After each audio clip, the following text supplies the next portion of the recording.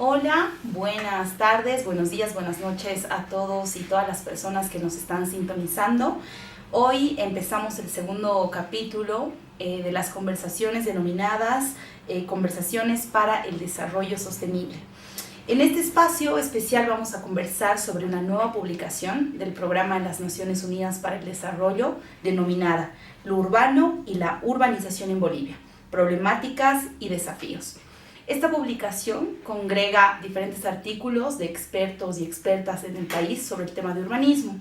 Para entrar más a profundidad en el tema, tenemos a una experta y un experto que nos van a acompañar en la sesión de hoy. Marcelo Arroyo, economista senior del PNUD Bolivia. ¿Cómo estás, Marcelo? ¿Qué tal, Nájera? Muy buenos días, buenas tardes y buenas noches a todas y todos los que nos siguen en redes. En primer lugar, saludar a Stephanie que nos acompaña también en este espacio. Un placer compartir con ustedes y agradecer al Sistema de las Naciones Unidas también por abrir este espacio para poder reflexionar en torno a una temática tan desafiante como tiene que ver con la parte de urbanización en Bolivia, desafíos y los problemas más importantes. Muchas gracias, Marcelo. Como bien lo has comentado, este es un espacio impulsado por el Sistema de Naciones Unidas en Bolivia para poder no solamente compartir todos los conocimientos, compartir con expertos y con expertas sobre las temáticas que trabaja el sistema en el país. Ahora voy a dar la bienvenida a Stephanie Weiss. Stephanie, es un gusto poder tenerte con nosotros. Gracias, Nájera, y Marcelo también por la bienvenida, por el espacio de invitación. Yo estoy aquí un poco en representación del Instituto Boliviano de Urbanismo y de los aproximadamente 19 autores y autoras del libro que hoy día vamos a discutir, así que muchas gracias. Gracias, Stephanie. El IBU es un actor importante, es un aliado estratégico del Programa de las Naciones Unidas para el Desarrollo y es un gusto tenerte aquí, no solamente como una autora de uno de los capítulos que seguro vamos a comentar ahora, sino también en representación de este importante gremio que está en todo el país, ¿no es cierto? Ahora vamos a hablar sobre la publicación.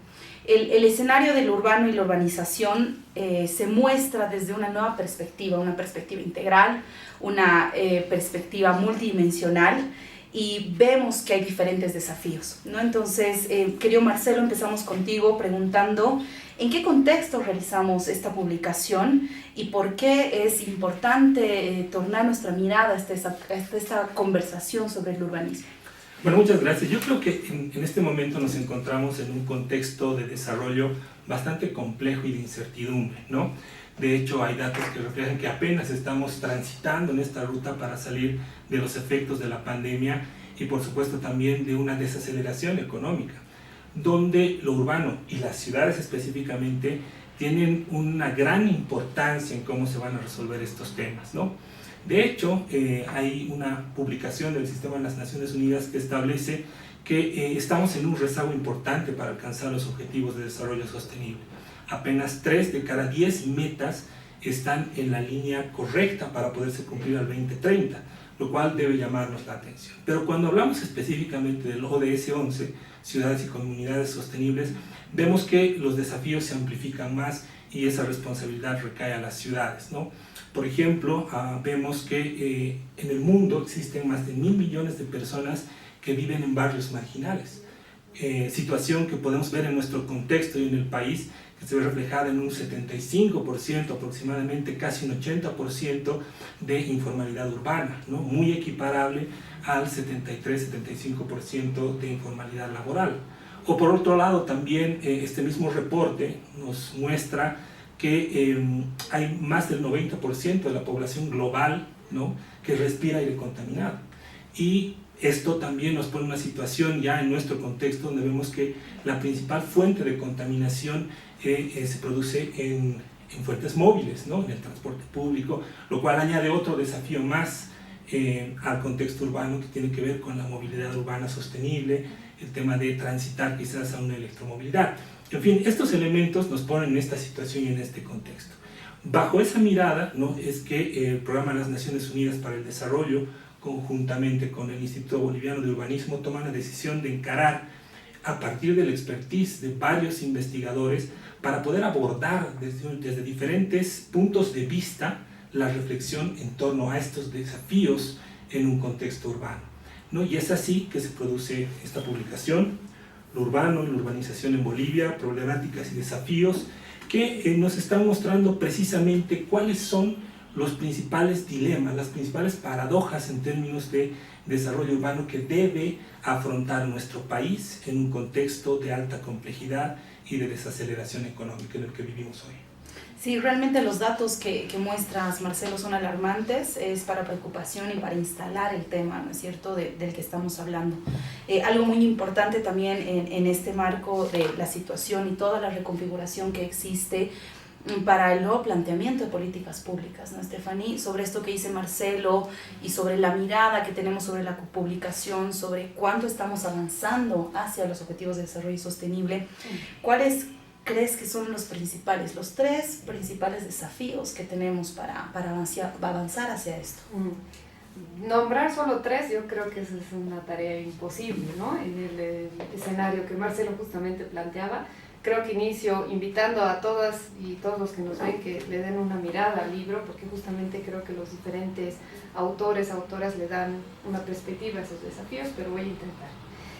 Tal vez una primera que se acerca un poco a la informalidad que Marcelo también introducía es la predominancia del mercado inmobiliario como un actor principal de cómo estamos desarrollando las ciudades versus el rol del Estado que se ha mantenido un poco ajeno o paralelo al desarrollo urbano como tal, ¿no?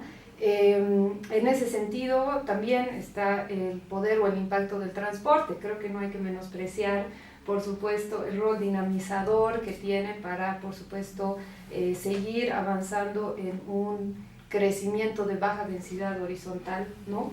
Y que lo acompaña como reconfigurando cómo conocemos a las ciudades, ¿no? Para estos dos puntos nos acompañan Cecilia Chacón, Claudia Maldonado y Juan Cabrera en sus artículos. También está el ahondar y crear nuevas desigualdades. Creo que eso es tal vez uno de los temas que más nos preocupa en todo el proceso de desarrollo urbano del país y también, digamos, de la región latinoamericana. Creo que nos caracteriza lamentablemente la desigualdad.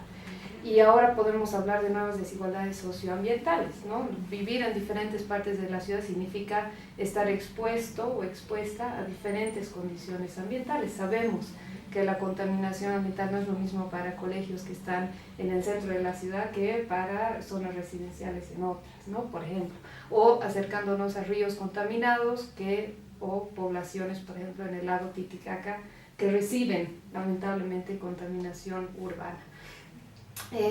Además de eso, creo que lo vuelve mucho más complejo el escenario de cambio climático en el que nos encontramos. Sabemos que vamos a empezar a ver que a medida que la temperatura global va en aumento, que ya es inevitable, ¿no? Y además vinculado, por supuesto, a actividades humanas, vamos a generar, por ejemplo, mayores conflictos vinculados al agua, ¿no? Y eso creo que lo estamos viendo en ciudades como ha sido el claro ejemplo reciente, por ejemplo, en Uruguay, ¿no? Después, un poco para ir cerrando en algunas ideas principales sobre esto, está por supuesto la baja eficiencia en el uso del suelo, ¿no? Está vinculado a estos tres anteriores y creo y me preocupa mucho que estamos afectando importantes funciones ambientales y hay suficiente evidencia, ¿no? Aquí Carmen Ledo, también la recuperación bibliográfica que hago yo, creo que nos alerta, por ejemplo, de una progresiva invasión de las áreas urbanas sobre zonas que tienen el potencial de uso agrícola o forestal, por ejemplo, como es mucho el caso de Achocaya o de Cochabamba en Itiquipaya, o por ejemplo de sobreponernos a zonas importantes de recarga hídrica, como es el caso del Uruguay en Santa Cruz, entre otros, ¿no? Sí, creo que has recapitulado y has recolectado mucho de lo que dice la publicación y todos los insumos que tenemos ahora para el análisis. Ahí te veía Marcelo queriendo tratar de decir algo sobre esto, también no sé si puedes sumar tú un aporte sobre cuáles son estos tres desafíos de urbanización y más que todo viendo esta importante carrera que tenemos hacia el 2030, ¿no? Estamos a la mitad del camino y vemos que todavía tenemos muchos desafíos. Sí, de hecho la temática es siempre desafiante, ¿no? Y quienes tenemos puesta el interés y la mirada en términos de desarrollo urbano, pues siempre nos motiva a tratar de encontrar algunas soluciones básicamente en relación a estos grandes problemas, ¿no? Concuerdo con lo que nos comentaba Stephanie en su intervención. Creo que tenemos que tener un abordaje integral, pero también focalizar algunas acciones que son importantes, ¿no? Por ejemplo, es vital reconocer que parte de estas complejidades tiene que ver que en muchos casos el desarrollo humano de alguna manera ha sacrificado las presiones sobre el planeta, es decir, sobre la Tierra, ¿no? En este sentido, uno de nuestros informes de desarrollo humano cabalmente mostraba que si bien hay una curva y una tendencia creciente, es decir, que el IDH ha ido subiendo en todos los países, cuando incorporas estos elementos hay un desplazamiento, es decir, que el desarrollo no había sido tal si incorporas estos elementos. Y ahí creo que el tema de la gestión del suelo es vital, ¿no? Por temas inmobiliarios, pero también para encontrar un equilibrio entre estos elementos como la densificación, el crecimiento horizontal y probablemente también la generación de riqueza, ¿no? A partir de las dinámicas económicas que se dan en entornos urbanos, ¿no? No nos olvidemos ahí, por ejemplo, que los flujos migratorios, la población flotante tiene presiones sobre las ciudades fundamentalmente por la demanda de servicios y demás. El tema de la multilocalidad que cita también Nelson Antequera en su artículo es interesante como una reflexión y aporte a estas variables. De hecho, hay un flujo de al menos unas 400.000 personas que día a día se desplazan al interior de las áreas metropolitanas, ¿no? La Paz, Cochabamba y Santa Cruz, que creo que es central. El otro elemento creo que tiene que ver con replantearse el enfoque de la planificación territorial, ¿no? Varias ciudades están en proceso de construcción de sus planes territoriales de ordenamiento. Tiene que ver también con incorporar cuestiones como cómo se van integrando las diferentes escalas territoriales, ¿no? Es decir, ciudades intermedias, las áreas metropolitanas e inclusive estas áreas de transición urbano-rural que se están manifestando. Y un tercer elemento que creo que es importante recuperar tiene que ver con el financiamiento para el desarrollo, ¿no? Es decir, varios de estos desafíos necesitan recursos y sabemos que los municipios, los niveles subnacionales han llegado a tope con las transferencias que perciben el Estado. Hay una importante dependencia de estos recursos y creemos que también es fundamental comenzar a mirar alternativas de financiamiento para el desarrollo urbano, ¿no? Desde la posibilidad de emisión de bonos temáticos, bonos verdes, sociales, sostenibles, hasta la articulación de alianzas público-privadas, ¿no? Para abordar algunos proyectos de índole territorial. Hace poco estábamos en el departamento de Santa Cruz y nos contaban que parte de la estrategia de desarrollo metropolitano tiene que ver con esta articulación para que sean viables y posibles estos proyectos. Entonces, algunos elementos que creo que son importantes mirar como caminos, como rutas hacia posibles soluciones para acelerar justamente el alcance de estos retos y sobre todo a ver cómo podemos movilizar un poquito más las acciones para el cumplimiento del ODS 11.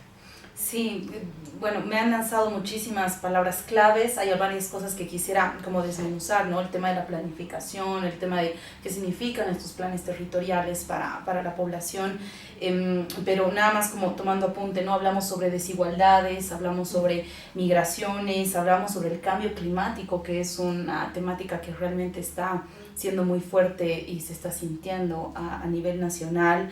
Y el tema de la financiación sostenible también, ¿no? Vamos en un momento más tal vez podemos terminar de abocar sobre qué significa esto, ¿no? Cómo lo comemos.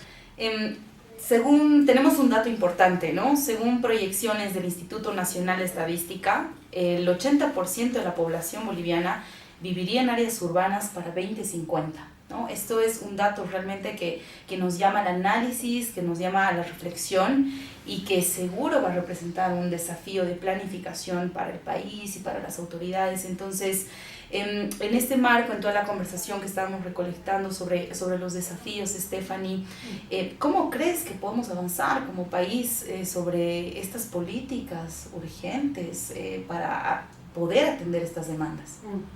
Sí, creo que hay harta tarea por hacer, ¿no? Pero lo bueno es que estamos avanzando y también creo que hay suficiente evidencia de cómo lo han ido haciendo otros y qué podría funcionar en nuestro contexto. Entonces, para poner ahí sobre la mesa algunos temas que sí se proponen en el libro, justamente uno es el tema de fortalecer la gobernanza urbana, entendida por supuesto en el trasfondo complejo que estábamos mencionando, por supuesto el tema de la multilocalidad. Yo creo que ahorita en Bolivia ese dato que tú dabas ya existe en las áreas urbanas. solo que tal vez no es que tenga su vivienda ahí, pero que va, viene, realiza comercios, tiene algún tipo de vinculación, tal vez de fiesta, de comercio, de familiar, de trabajo, bueno, existe, ¿no? Entonces creo que fortalecer esa gobernanza urbana significa, por ejemplo, también adecuar un poco la normativa para, por ejemplo, hacer frente a la gestión de residuos sólidos, pero a escala metropolitana, por ejemplo, o el tema de transporte a la escala metropolitana, porque creo que si seguimos viendo el fenómeno urbano como con los límites administrativos municipales, tenemos un problema, ¿no? Evidentemente no estamos respondiendo a poblaciones crecientes como es Viacha, por ejemplo. ¿Qué vamos a hacer en Viacha, no? Entonces creo que ahí realmente la lógica todavía no se ha adaptado a la metropolización que vive el país.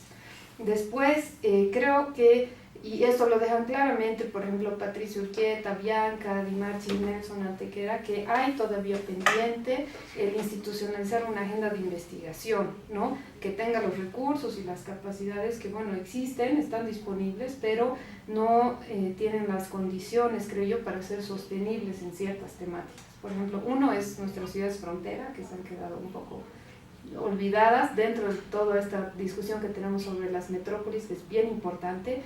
La estrategia de las ciudades frontera es, por supuesto, también muy relevante para nuestro país. O, por ejemplo, el tema de la multilocalidad, entre otros ejemplos, ¿no? Entre otro punto creo que es bien relevante es que la política pública ahorita tiene la urgente tarea de controlar y regular el mercado de la tierra. O sea, de esa no nos podemos escapar. Y hay ejemplos, por ejemplo, de trasladar figuras como la titulación colectiva en los espacios urbanos. Hay algunos casos en Cochabamba, por ejemplo, en los que se puede seguir estudiando, pero creo que es interesante, y esto lo plantea Cecilia Chacón como estrategia disuasiva, digamos, ¿no? Frente al agotamiento y ocupaciones ilegales que creo que son noticia diaria, lamentablemente, ¿no? O un ejemplo que también habla de esto, por ejemplo, Claudia Maldonado, sobre cómo la regularización se ha vuelto casi como un procedimiento muy común que demuestra la falta de cumplimiento de la normativa que decimos que existe, pero no quiere decir que es muy eficiente, ¿no? También, por ejemplo, Fernando Prado, desde el ejemplo de Santa Cruz, plantea un poco que son los gobiernos municipales quienes en este sentido de controlar y regular deberían intervenir en el mercado del suelo urbano, pero no solo para controlarlo, sino para ser un actor activo del mercado, ¿no? Por ejemplo, adelantarse a comprar ciertos suelo que ya se puede proyectar, que debe cumplir cierta función, por ejemplo, ¿no? Entre otros ejemplos, ¿no? Y bueno, termino un poco con una adecuada interpretación competencial. Tenemos un problema, por ejemplo, con el rol que juega el INRA sobre la aprobación de asentamientos humanos al margen del ordenamiento territorial municipal, entre otros muchos ejemplos de cómo podemos interpretar la normativa, que sí ha generado muchísimos problemas, como es en el caso muy, muy concreto y particular de Tarija, ¿no? Entonces, hay harto por hacer, pero creo que hay algunas ideas de cómo podemos acercarnos a algunas políticas públicas que son urgentes, ¿no? Muchas gracias, Stephanie. Creo que hay muchos temas, ¿no? que realzan y que se pueden trabajar a nivel territorial y que se deben hacer. Sobre esto que plantea Stephanie, estas tres, digamos, ¿no? primeras ideas sobre el tema de política pública, ¿qué opinas, Marcelo? ¿Cómo crees que podemos avanzar tanto, no solamente a nivel nacional, como habíamos visto con estas grandes miradas, sino también a nivel subnacional? ¿Cómo trabajamos territorialmente y localmente? Bueno, yo creo que los esfuerzos se han ido dando, ¿no? Hay experiencias interesantes que se han ido dando en algunos territorios, en algunos municipios. Cabalmente desde PNUD, ¿no? Se ha trabajado mucho, por ejemplo, temas de localización vinculados a los objetivos de desarrollo sostenible, donde se trata de construir, ¿no? paquetes de política pública que permitan a los subnacionales focalizar precisamente sus estrategias de desarrollo hacia los problemas o desafíos que nos hemos planteado el día de hoy, ¿no? Creo que un insumo fundamental a esa discusión son los aportes y contribuciones que recibimos en esta publicación, que van a permitir profundizar en algunos análisis y sobre todo eliminar uno de los desequilibrios que hoy en día también es común en varias áreas urbanas, y es el acceso a la información y a la evidencia, ¿no? es importante construir este puente y cerrar esta brecha de acceso a la evidencia para la toma de decisiones en materia de política pública, sobre todo a partir de los diagnósticos urbanos y las estrategias que se vayan a plantear. Otro aspecto importante creo que es comprender la continuidad territorial, ¿no? Lo mencionaba hace un instante, el tema del cuantino territorial, del urbano, lo rural. Es importante gestionar políticas públicas para estas áreas con características mixtas, ¿no? Es decir, espacios territoriales que, si bien tienen un cierto grado de consolidación, también tienen algunas características rurales por el tipo de actividades económicas que se dan, ¿no? Cabalmente en La Paz, por ejemplo, está el sector de Jampatuy, que creo que es un elemento esencial que puede servir como un piloto también para otros espacios territoriales a nivel nacional. También se mencionaba el tema de la articulación y el establecimiento de nuevos acuerdos de gobernanza, ¿no?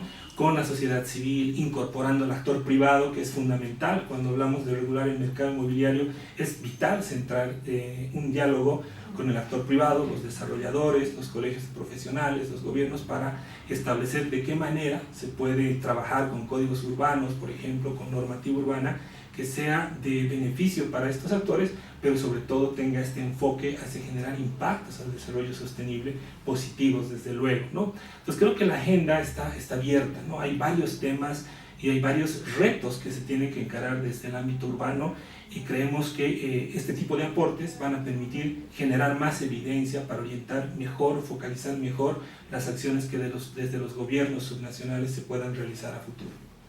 Perfecto, Marcelo. Stephanie, antes de concluir con la sesión y para seguir dialogando, hablábamos sobre gobernanza urbana, ¿no? Hablábamos también sobre el tema de desigualdades, ¿no? En este marco. También ahora trae, ¿no es cierto?, a colación Marcelo sobre qué significa esta gobernanza territorial. Entonces, tal vez para que las personas nos puedan entender en las redes, para que lleguemos, ¿no es cierto?, a todo el público, ¿qué entendemos por esta gobernanza? Bueno, un poco creemos que justamente se trata de que todos los actores que tienen algo que ver con lo urbano se sienten a la mesa y puedan tomar decisiones, acceder a la información y sentir que la ciudad también está construida por y para ellos y ellas, ¿no? Por ejemplo, cuando hablamos de distintos tipos de desigualdades, estamos planteando la idea de que transitar por la ciudad, caminarla, tomar transporte público, acceder a empleo, tener una vivienda digna, es diferente la experiencia, por ejemplo, para mujeres con hijos, para adultos mayores, para mujeres embarazadas, para cuidadores de personas con discapacidades. Podemos dar muchos ejemplos, pero por ejemplo, la afectación, tú mencionabas, de contaminación atmosférica, por ejemplo, no va a ser lo mismo, digamos, ciertos contaminantes que provienen de medios de transporte para niños o mujeres gestantes que para el resto del tipo de la población. Eso quiere decir que hay políticas públicas clarísimas que podemos hacer, por ejemplo, en los lugares donde estas personas suelen concentrarse, unidades educativas, hospitales, por ejemplo. Deberíamos controlar el tipo de emisiones que tienen esas áreas. Miraflores en La Paz, por ejemplo, donde está la mayor concentración de centros de salud, no podría tener, por ejemplo, tendría que limitar el tipo de movilidades o de emisiones que tienen estas movilidades, porque lo que estás haciendo es afectar a tu población más vulnerable. O, por ejemplo, justamente en el libro Marta Arévalo también trata estos otros tipos de desigualdades basadas en género, por ejemplo, ¿no? ¿Cómo planificamos las ciclovías, por ejemplo, en las ciudades? Si queremos fomentar, por ejemplo, movilidad, electromovilidad, o que haya otro tipo de opciones que no sean el auto, pero, ok, ¿de dónde a dónde va la ciclovía? ¿Es una ciclovía de deporte, digamos, un poco más, o quiere responder a ciertas necesidades de personas que de ciertos barrios necesitan moverse para, por ejemplo, dejar guaguas en la guardería, ir a trabajar y volver, o más bien necesita una ruta turística para gente que lo va a hacer domingo a las 9 de la mañana, ¿no? Ese tipo de decisiones están ahondando desigualdades o nos están ayudando a justamente tener ciudades más justas. Creo que esas son las preguntas que que yo me haría respecto a las desigualdades. Y tal vez para terminar, una bien importante y que a veces no necesariamente se vincula con lo urbano son los alimentos, ¿no? Muchas veces río abajo de las ciudades o río más allá es donde producimos muchos de estos alimentos en este continuo urbano-rural que mencionaba Marcelo, y vuelven a las ciudades justamente con todos los contaminantes que hemos puesto además en los ríos para después devolvérselos a la población o en estas mismas comunidades rurales afectar a nuestras familias productoras. Entonces creo que hay hartas preguntas que nos tenemos que hacer sobre si realmente nuestras ciudades están siendo justas con todas y todos sus habitantes. Muchas gracias, Stephanie. Creo que para volver contigo quisiera, Marcelo, hablar sobre el tema de finanzas, ¿no?, sostenibles para aportar a esto, pero el tema de las ciudades justas creo que es la visión, ¿no?, y es el mensaje que se puede generar en esto, y cómo el sector privado puede ser parte de esto, Marcelo. ¿Cómo hacemos que las ciudades sean justas para todos y todos desde todos los ámbitos? Bueno, yo creo que es un actor clave, ¿no? El sector privado está involucrado en el desarrollo de las ciudades, está presente, ejerce su actividad en las ciudades y por tanto es un actor central que debe participar en este proceso, no solamente con la propia actividad o las prácticas empresariales, que deben incorporar elementos de sostenibilidad, por supuesto, sino también movilizando iniciativas y recursos, ¿no? Al principio de la charla yo mencionaba quizás puntualmente las alianzas público-privadas, pero focalizadas ¿en qué? Precisamente en proyectos que permitan apuntar a estos retos para el desarrollo urbano, temas de transporte, temas de mejora de la vialidad, temas de, por ejemplo, disposición final de residuos. Varios municipios están con el gran desafío de incorporar elementos de industrialización de la basura para poder generar otro tipo de actividad económica. Entonces creo que ahí el actor privado es central. Y por otro lado también las inversiones, ¿no? Es importante ver que el mercado de capitales también se abra para la posibilidad de que los propios gobiernos municipales puedan poner en oferta bonos sociales, sostenibles, verdes, ¿no?, que sean adquiridos a través de inversionistas y que le den también posibilidad de expandir el espacio fiscal, es decir, de tener más recursos a los gobiernos municipales para poder intervenir en las ciudades frente a estos desafíos. La dinámica con el sector privado cobra mayor relevancia de acá a lo que sigue la Agenda 2030. Y finalmente también pensar en un dato que tú lanzabas, Ángela, ¿no?, el 80% de la población será urbana en 2050. Hay que pensar que el otro 20% suponemos que va a estar en las áreas rurales y suponemos también que va a ser quien va a generar los alimentos para el consumo de las áreas urbanas. De qué manera ahí las iniciativas del sector privado pueden permitir articular estos esfuerzos y no dejar, digamos, al margen del desarrollo a estos otros territorios que van a estar en el área rural, ¿no?, sino más bien integrarlos a la dinámica urbana, pero sin aislarlos, ¿no? Sí, efectivamente, cuando hablabas, ¿no es cierto?, de estas conexiones, ¿no?, se me viene a la mente, claro, el interesante discurso que tenemos y que debemos poner en práctica como Naciones Unidas, ¿no?, una agenda, unas políticas públicas para no dejar a nadie atrás, para hacer ciudades justas, sostenibles, pensando en todos estos espacios de impacto que se están generando, ¿no? Realmente el tiempo ha quedado corto, ¿no? Ha pasado muy rápido los 30 minutos de esta conversación.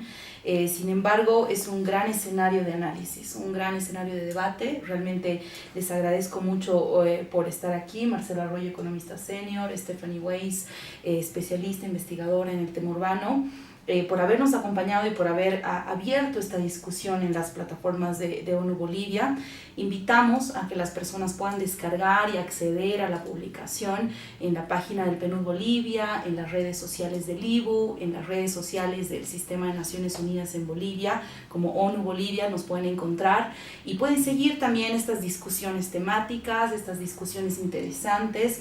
Hoy hablamos sobre lo urbano, mañana hablaremos seguro sobre desigualdades, finanzas sostenibles, ver cómo desarrollamos políticas públicas desde el Sistema de Naciones Unidas. Realmente esta publicación es genial para leerla, para comérsela. Agradecemos a todos los autores, especialistas, editores que nos han apoyado en esta intervención y que pues pueda ser del consumo de las personas que nos están viendo ahora a través de las redes sociales, pero también de estudiantes, analistas e investigadores. Muchísimas gracias por su presencia y nos vemos en otro capítulo de Conversaciones para el Desarrollo Sostenible. Gracias.